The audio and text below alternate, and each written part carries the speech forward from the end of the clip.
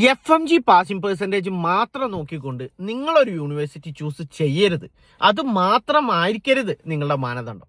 ഞാൻ ആരെ കുറിച്ചിട്ടാണ് പറയുന്നതെന്ന് വെച്ച് കഴിഞ്ഞാൽ, ചില പേരൻസ് സ്റ്റുഡൻസ് എന്താ നോക്കുക എന്ന് പറഞ്ഞു കഴിഞ്ഞാൽ, കഴിഞ്ഞ വർഷം ആ കോളേജിൽ എത്ര പേര് FMG പാസ്സായിട്ടുണ്ട് എന്നുള്ളത് മാത്രം നോക്കിയിട്ട് എന്ത് ചെയ്യാറുണ്ട്, യൂണിവേഴ്സിറ്റി ചൂസ് ചെയ്യാറുണ്ട്. ഒരു സത്യം പറയട്ടെ, ഇതൊരിക്കലും നിങ്ങൾ മാനദണ്ഡം ആക്കരുത്.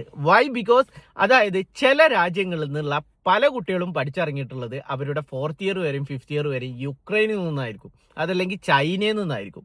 അവരുടെ കരിയറിലെ ലാസ്റ്റത്തെ 1-2 വർഷം മാത്രമായിരിക്കും പെർട്ടിക്കുലർ യൂണിവേഴ്സിറ്റിയിൽ അവർ ട്രാൻസ്ഫർ ചെയ്ത് വന്നുകൊണ്ട് പഠിച്ചിറങ്ങിയിട്ടുണ്ടാവുക. സോ അതുകൊണ്ട് ആ ക്വാളിറ്റി, അതായത് ആ യൂണിവേഴ്സിറ്റിയുടെ ക്വാളിറ്റി അവരെ വെച്ച് നമുക്ക് അളക്കാൻ പറ്റില്ല. രണ്ടാമത്തെ കാര്യം, ചില ബാച്ചിലെ സ്റ്റുഡൻസ് ഇച്ചിരി ബ്രില്യൻ്റ് ആയിരിക്കും, ആ ബാച്ച് പഠിപ്പിച്ചിട്ടുള്ള ടീച്ചേഴ്സും ബ്രില്യൻ്റ് ആയിരിക്കും. സോ സെയിം പ്രൊഫസേഴ്സും സെയിം ടീച്ചേഴ്സും സെയിം യൂണിവേഴ്സിറ്റിയിൽ എല്ലാ വർഷവും ഉണ്ടായിക്കൊള്ളുന്നില്ല. സോ FMG പെർസെൻറ്റേജ് മാത്രമായിരിക്കരുത് ഒരു യൂണിവേഴ്സിറ്റി ചൂസ് ചെയ്യാനുള്ള മാനദണ്ഡം. ഇതുപോലുള്ള വീഡിയോസ് ആണ് നിങ്ങൾ നോക്കുന്നതെന്നുണ്ടെങ്കിൽ ഫോളോ ചെയ്ത് കൂടെ കൂടിക്കോളൂ. എൻ്റെ ചാനലിനകത്തോട്ട് പോയി കഴിഞ്ഞാൽ ഒരുപാട് വീഡിയോസ് ഇതേപോലെ കാണാം.